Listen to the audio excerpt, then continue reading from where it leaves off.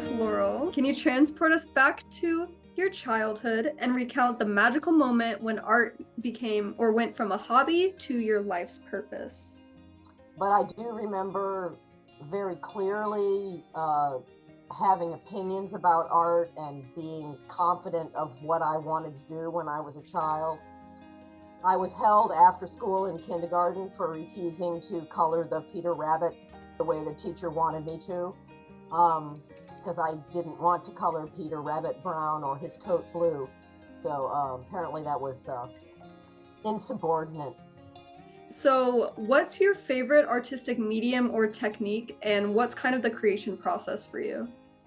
My favorite medium to work in is ceramic sculpture. I feel quite competent in it.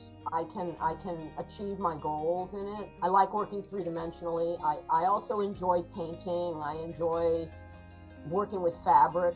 I've been a toy maker and a costumer for a theater, but my favorite medium is ceramic sculpture, hand building. Share with us a piece of your soul, an artwork that's etched deep in your heart, and what's the story or emotion behind its creation?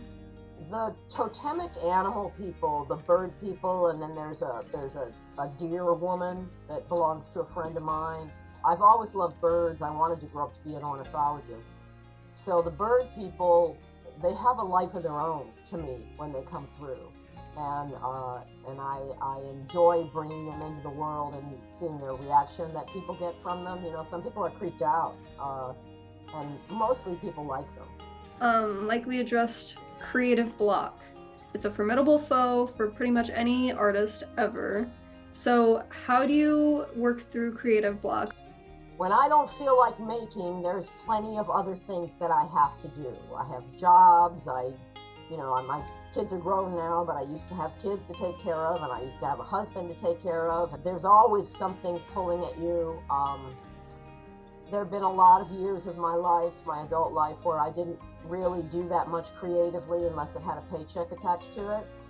When I want to make, but I don't know what to make, I like to paint imaginary fish because they can look like anything, and there's a weirder fish in the ocean than anything you can imagine, and you don't have to worry about what they look like. You can just have fun playing with pen and ink and watercolors and making something.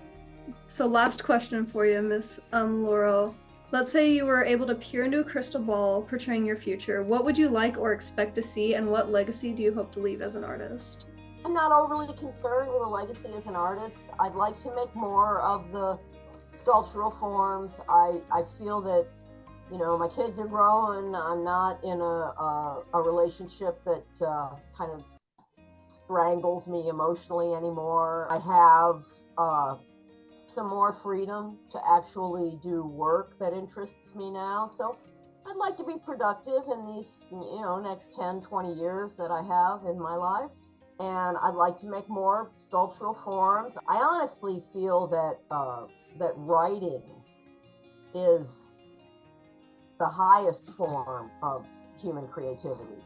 And I've kind of avoided it because it intimidates me. I don't know if I've got a book in me. I don't know what, but it's exciting to think about the possibilities of what might happen in the future. I'm enjoying the work that I do with children. I'm grateful to have an artist in residency program right now through UTSA Southwest, and I may be able to continue that work next year as well. I just would like to keep on having a good time and being able to influence young artists to find their creativity and not be constrained by the idea that it has to be this way or it has to be that way or they have to conform to some certain, I like to open up their minds to imagination and give them ownership of their skills.